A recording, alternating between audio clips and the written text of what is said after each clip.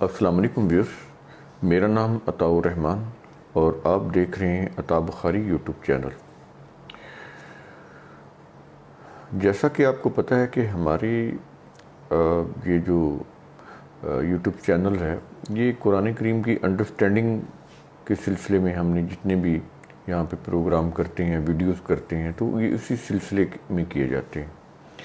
تو ہم عام طور پہ کوئی ایسی سطحی باتیں نہیں کرتے، اس کے اندر قرآن کریم کے اصول دیتے ہیں۔ ان اصولوں کی روح سے آپ نے خود سمجھنا ہوتا ہے کہ کیا چیز صحیح ہے اور کیا چیز صحیح نہیں ہے۔ قرآن کریم کا یہی انداز ہے، یہ اس کا انداز مذہبی نہیں ہے اس طرح سے کوئی فتوے دینے بیٹھ جائے۔ اصول ہے نا، ان اصولوں سے آپ نے اپنی زندگی کے نظام کو خود بنانا ہے، خود سمجھنا ہے کہ کیا چیزیں صحیح ہیں اور کیا چیزیں صحیح نہیں ہیں۔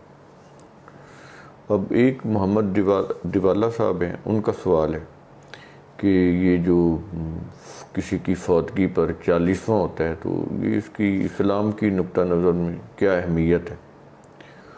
تو اہمیت کیا ہونی، پہلے تو یہ دیکھیں اس کی حقیقت کیا ہے۔ یعنی میں بڑی افسوس سے کہنا پڑتا ہے کہ سوال کرنا بھی ہمیں نہیں آ رہا، ہمیں غور و فکر کرنا تو بڑی دور کی بات ہے۔ ہم تو یہی نہیں سوچ رہے کہ ہم سوال کیا کر رہے ہیں۔ سوال ہو رہا ہے کہ اس کی اہمیت کیا ہے۔ سوال تو یہ ہونا چاہیے کہ ان کی حقیقت کیا ہے۔ کوئی حقیقت ہوگی تو اس کی اہمیت ہوگی نا۔ پہلے تو امپورٹنس تو ثابت کریں کہ اس کی کوئی امپورٹنس ہے، اس کی حقیقت ہے۔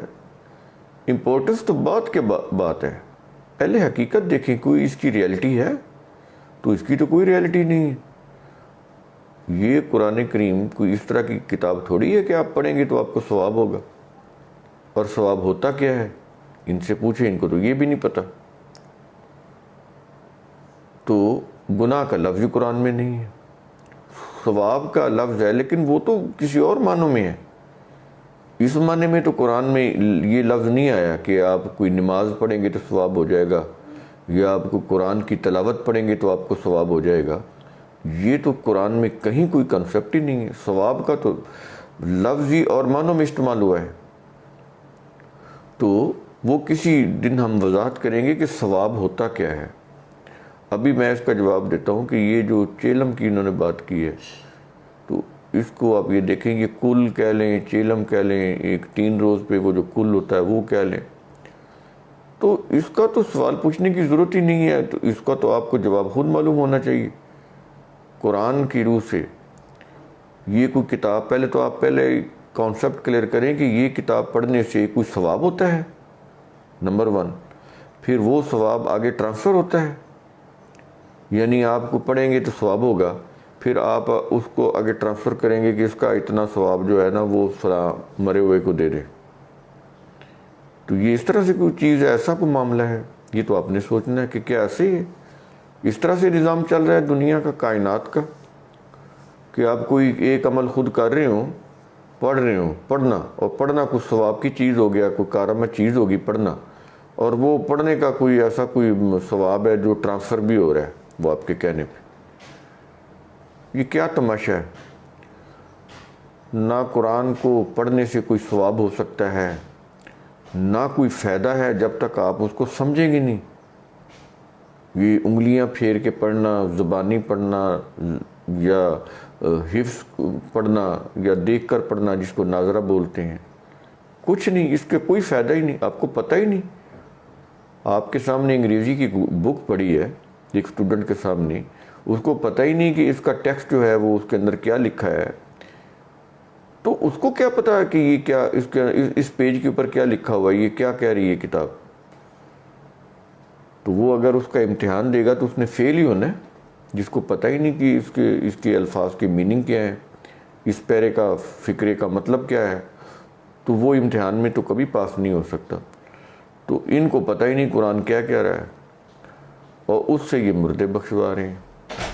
تو ایسے تو نہیں ہوگا، ابھی تو قیامت قائم نہیں ہوئی، ابھی تو وہ مرا ہے جو بھی شخص، تو اس کو کیسے آپ بخشوا لیں گے؟ اس کا تو حساب کتاب قیامت کو ہوگا، تو آپ ابھی سے اس کو ایڈوانس کیسے بخشوا لیں گے؟ قرآن پڑھ کے. پھر اس کو اوپر بھی انہوں نے کیا ہوا ہے, وہ چنے وہ ان کے اوپر بھی وہ آیت کریمہ اور اس طرح کی چیزیں پڑھتے ہیں. اس سے بھی مردہ بخشا جاتا ہے. پہلے یہ فیصلہ کر لیں اس سے بخشا جاتا ہے یا قرآن پڑھنے سے بخشا جاتا ہے. دونوں چیزیں ہی غلط ہیں. نہ وہ جو پھلیاں چنے ہیں ان سے, نہ وہ گٹھلیوں کے اوپر جو پڑھتے ہیں ان سے, نہ یہ قرآن پڑھنے سے, کچھ بھی نہیں.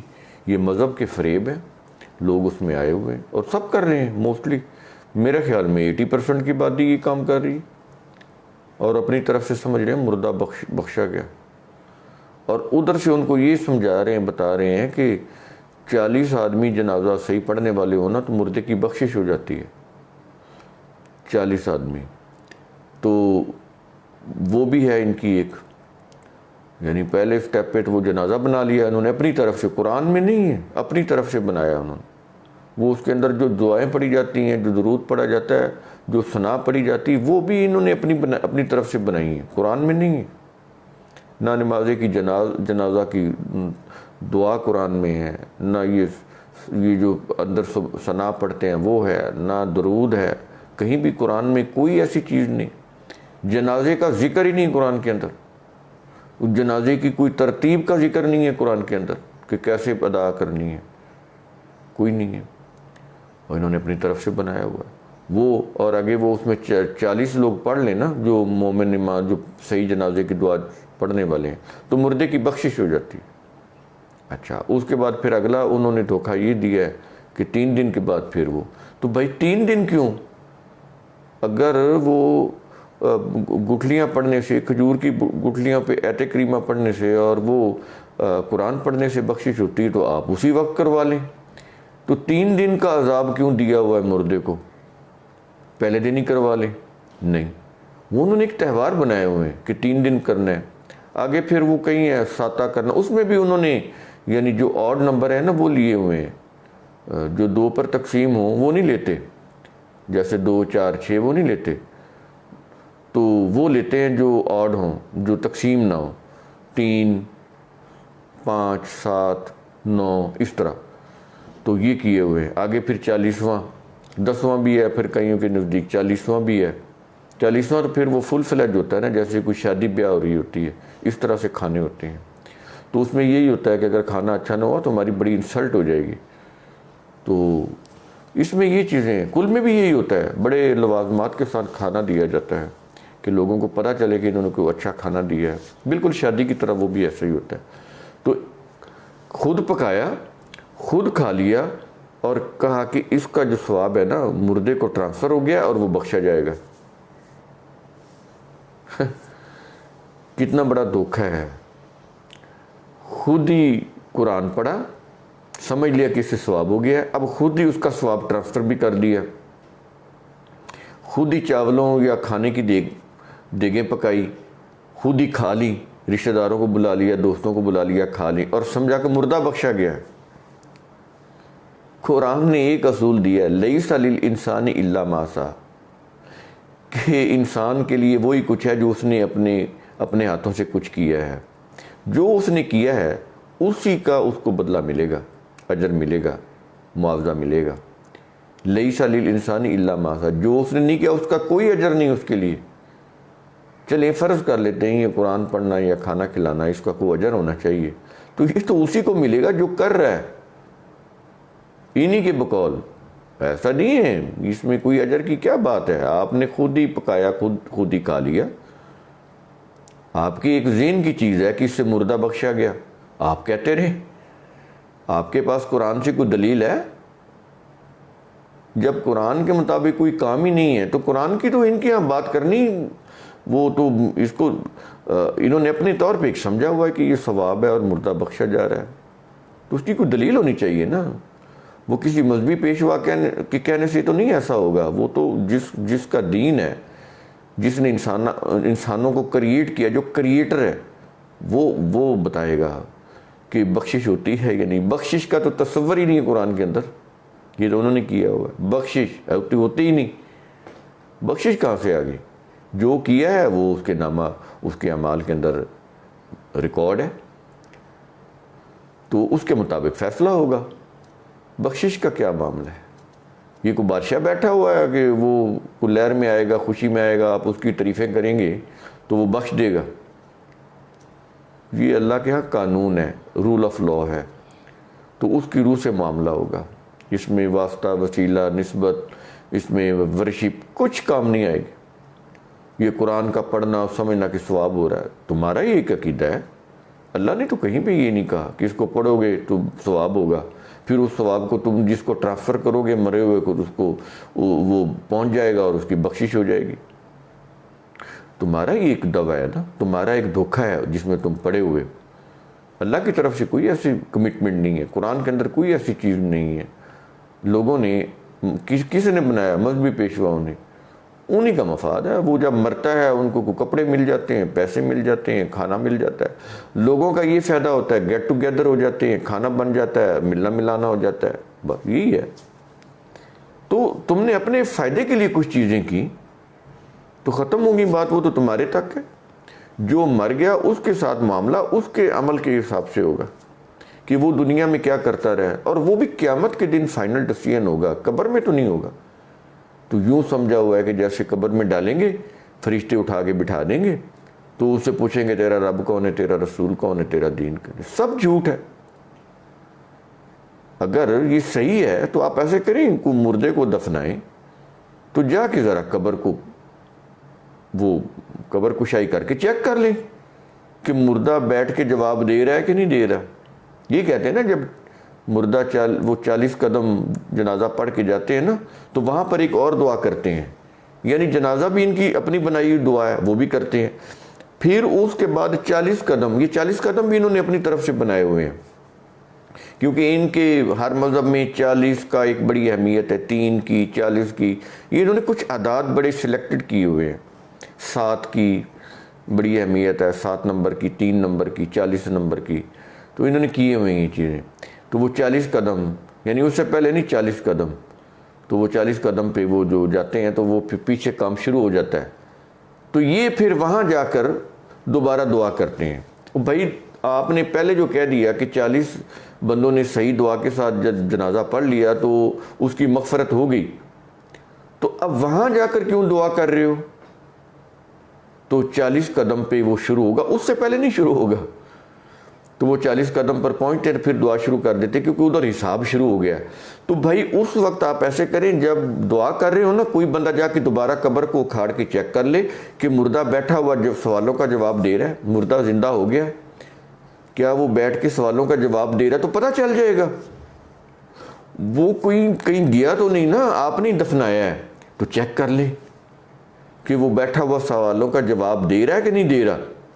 یہ کہتے ہیں نا مردے کو فرشتے آتے ہیں اٹھا دیتے ہیں اور اس سے پوچھتے ہیں مر ربو کا، مر رسولو کا، مر دینو کا، یہ پوچھتے ہیں نا یہ چیزیں۔ تو ادھر سے وہ دعا کر رہے ہوتے ہیں کہ یہ سوال و جواب میں آسانی ہو جائے، تو کوئی 2 بندے جا کے قبر کو دوبارہ کھول دیں اور جا کے چیک کر لیں کہ وہ جواب دے رہا ہے، وہ زندہ ہو گیا ہے، جواب دے رہا ہے، فرشتے آئے بیٹھیں کہ نہیں آئے۔ چلے فرشتوں کو نہیں دیکھا جاتا، بندے کو دیکھا ہوا بولتے ہوئے تو سن سکتے ہیں نا۔ مذہب میں یہاں تک عقل ماری جاتی ہے کہ اتنا بھی نہیں سوچ رہے۔ تو یہ چیزیں ہیں، تو کریں یہ چیزیں۔ میں تو نہیں کہہ رہا کہ یہ صحیح ہے یا غلط ہے، اس کا فیصلہ آپ خود کریں کہ 40واں صحیح ہے یا غلط ہے، اس کی اہمیت کیا ہے، اس کی حقیقت کیا ہے۔ حقیقت میں نے بتا دی ہے، اہمیت کیا ہے اس کو آپ خود دیکھ لیں۔ حقیقت تو یہی ہے جو میں نے آپ کے سامنے بتائی ہے، تو اس کو خود دیکھیں، آپ خود چیک کریں۔ میں کہوں کہ جی ایسا میرے کہنے سے کوئی دنیا کا نظام چل رہا ہے یا میرے کہنے سے آپ چل رہے ہیں، میں تو ایک انفارمیشن دے رہا ہوں آپ کو، ایک مشاہدہ اور تجربہ کی بات کر رہا ہوں۔ قرآن کی روح، قرآن سے تو ماننا نہیں انہوں نے، قرآن سے نہیں ماننا انہوں نے، کیونکہ دنیا میں جتنے بھی مذاہب ہیں، یہ جو مسلمان اپنے آپ کو کہلا رہے ہیں، یہ جو کچھ بھی کر رہے ہیں، یہ کوئی قرآن کی روح سے تھوڑا کر رہے ہیں۔ یہ کس کی روح سے کر رہے ہیں؟ جو ان کے فرقے ہیں، جو ان کے فرقوں کے مذہبی پیشوا ہیں، جو ان کی لکھی ہوئی کتابیں ہیں، مذہب کی مقدس کتابیں، یہ ان کی روح سے کر رہے ہیں، تو قرآن کی روح سے تو نہیں کر رہے۔ اس لیے ان کو قرآن کی دلیل دینے کا تو فائدہ ہی نہیں، کیونکہ انہوں نے قرآن کی روح سے تو کرنا ہی نہیں۔ ان کے نزدیک تو قرآن مشکل ہے، مبہم ہے، غیر واضح ہے، قرآن کی آیات میں ربط نہیں ہے، قرآن کہیں کوئی بات کرتا ہے، کہیں کوئی بات کرتا ہے، قرآن کی بات روایات کے بغیر سمجھ نہیں آتی، قرآن جو ہے وہ وہی خفی کے بغیر، یعنی یہ جو روایتیں ان کے بغیر سمجھ نہیں آتا، تو قرآن کی تو وہ بات ماننے کے لیے تیار ہی نہیں ہے۔ پیچھے کیا رہ جاتا ہے؟ مشاہدہ اور تجربہ۔ مشاہدہ اور تجربہ میں آپ کو کہہ رہا ہوں، قرآن کی بات بھی بتا دی۔ مشاہدہ اور تجربہ وہ کیا ہے کہ جب یہ دعا مانگے نا 40 قدم کے اوپر، اس وقت یہ کہہ رہے ہوتے کہ اب حساب شروع ہو گیا ہے، تو ان میں سے کوئی بندے جائیں چیک کرنے کے لیے جن کو حقیقت معلوم کرنی ہے کہ سچ کیا اور جھوٹ کیا ہے، ان میں سے جو بندے معلوم کرنا چاہتے ہیں وہ جا کے دوبارہ قبر کو کھول لیں، اس کو کوئی اتنی دیر تو نہیں لگے گی، اس کو کھول کے چیک کر لیں کہ مردہ بیٹھ کے سوالوں کا جواب دے رہا ہے، باتیں کر رہا ہے کہ نہیں کر رہا، آپ کو پتہ چل جائے گا یہ چیز۔ اور اسی طرح وہ 40ویں کی بھی یہی حقیقت ہے، کھا لیا اور بس وہ آگے گپ شپ لگا کے ملنا ملانا ہو گیا، اچھا کھانا ہو گیا، اس کے بعد آگے۔ تو یہ گمان رکھنا کہ اس سے مردے کو کوئی فائدہ ہوگا، زیرو، کوئی فائدہ نہیں۔ آپ نے جو کچھ بنایا کھایا وہ آپ نے کھا لیا، بس ٹھیک ہے، آپ کو وہی فائدہ ہو گیا جو آپ نے کھا لیا، آپ نے مل ملا لیا، گپ شپ کر لی اپنے رشتہ داروں سے، دوستوں سے، دیٹس آل۔ باقی آپ کی ذہنی تسکین ہے، جذباتی تسکین ہے کہ اس سے ثواب ہو گیا اور چیلم ہو گیا، مردہ بخشا گیا، تو ایسے لوگ تو پھر وہ دھوکے اور فریب میں ہی ہیں۔ ٹھیک ہے، پڑے رہیں، تو جب مر جائیں گے تو پتہ چل جائے گا کہ یہ سب دھوکہ ہی تھا۔ شکریہ۔